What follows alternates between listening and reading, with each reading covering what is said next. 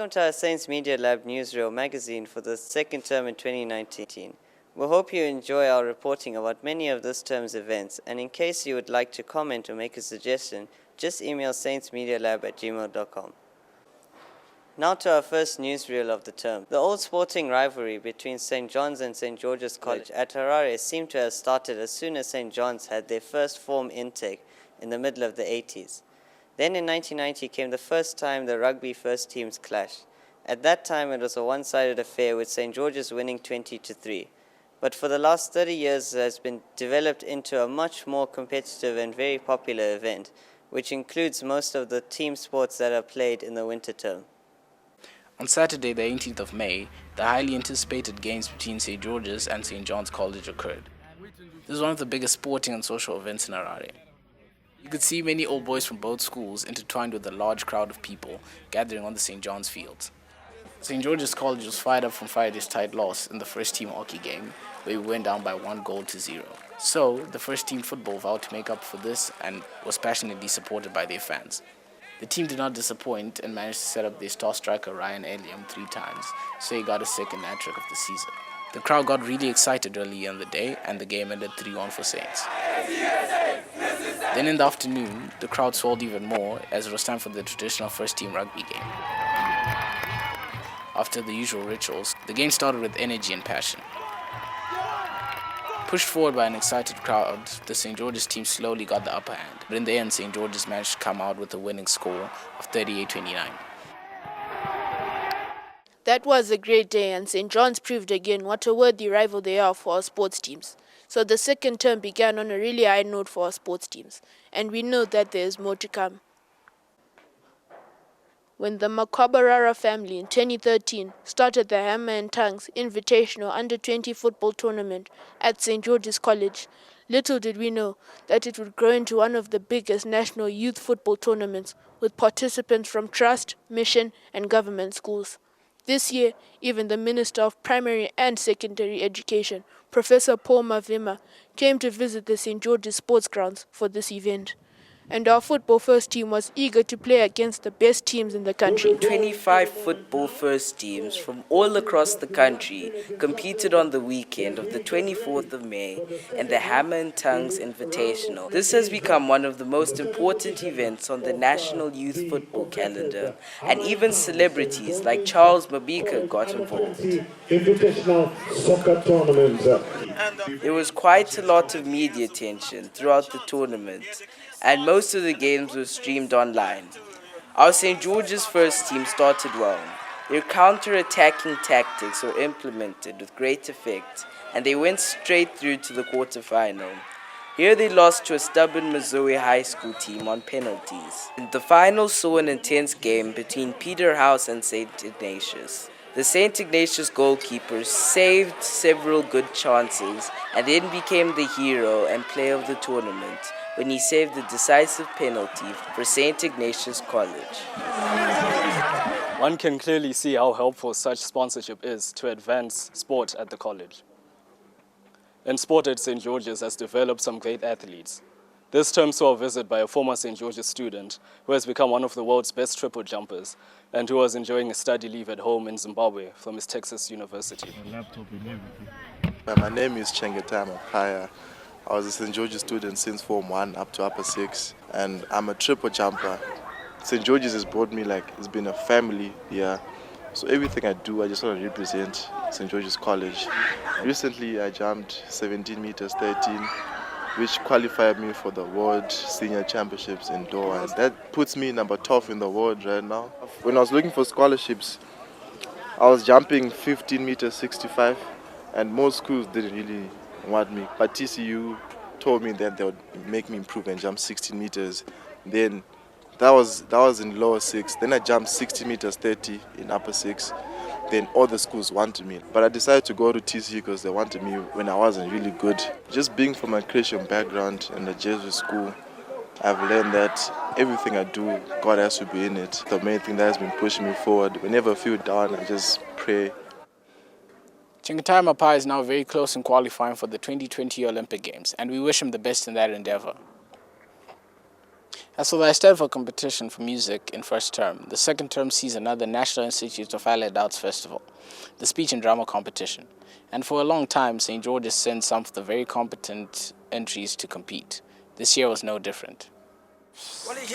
The National Institute for Allied Arts held its speech and drama competition in the middle of this term with the venue in the Prince Edward School, Beto. St. George's College students were well prepared by drama teacher Kayla Renda and scored big. 8 honors grades were achieved by the following students: Shingai Musasiwa, Kudzai Shebikwa, Rukudzo Chinaki, Ankush Choan, Kuziwa Shokuomba, Dumiso Johnson Brickhill, Bongeni Maseko, Chinodiwa Mchikambizi, Chikomborero Mapenza Oswa, and Jabulani Mupausi. I have to be in both at once. And why should the mortals among us feast as they please, while I, the son of Maya, the grandson of Atlas, wait upon them hand and foot? It's great to see the drama department making the school proud with their achievements.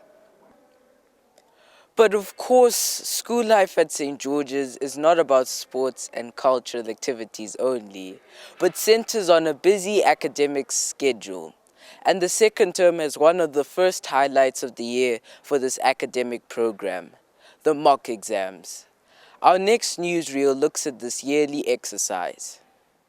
Currently, the whole school is busy with examinations, mid-year examinations, and mock examinations are given to Form 4s, lower 6s, and upper 6s. Once the examinations are set, the departments pack those examinations, take them to bookstore where they're kept securely.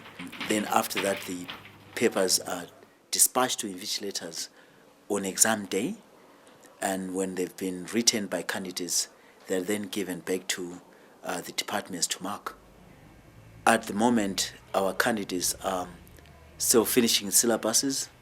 They still have sport to attend in the afternoons. Although generally mock examinations will give you an idea where they will be if they are given enough time to revise. So towards the final examinations, they get study leave and they prepare more thoroughly for these examinations. Hence, for the final examinations, you get a higher percentage pass rate than the mock examinations. We wish all the candidates in the third term exams the best of luck and the results that they wish for. Students at St. George's excel in various fields, and our music department is no exception. Every year sees a leading choir member appointed choir captain, and this year's Abishai Murera is really a very skillful musician. Most of us know him as the amazing drummer who fires up our sports team's supporters, but there's more to him than that. My name is Abishai Murerwa. I am an upper 6 student at St. George's College. I am the choir captain of St. George's College. It was in 2014 when my father decided to get me my first drum set. Now I can play 7 instruments, let me say, professionally. Whenever I'm feeling, maybe let's say it's stress from schoolwork or anything that it may be, I can easily get over anything that I'm going through that music. Recently, at the Eisteddfods, I managed to win 2 awards, and one of them was for being the best male vocal singer between the age of 18 to 20 and for being the most promising musician. Hopefully after school, I actually want to do agribusiness. With the university I'm going to, hopefully in Manitoba, they offered me to do music on the side as well. So hopefully when I'm done with school, I want to continue with music because I really love music.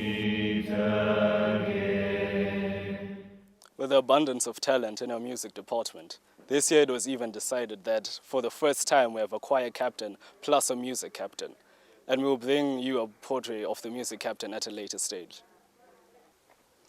The annual art exhibition by the St. George's Art Department has always been an interesting event. This year there is a new flair to the main display of our art students' work, as it is given an open-air space.